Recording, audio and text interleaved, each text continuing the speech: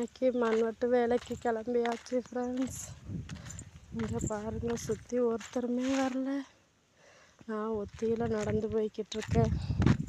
Ration போட்டாக ration வாங்கிட்டு நடந்து போய்கிட்டு இருக்கேன் ஃப்ரெண்ட்ஸ். பாருங்கள் ஃப்ரெண்ட்ஸ், வெயில் வீட்டில் இருந்தாலும் வெயில் அடிக்கி, காட்டுக்கு போனாலும் வெயில் அடிக்கி.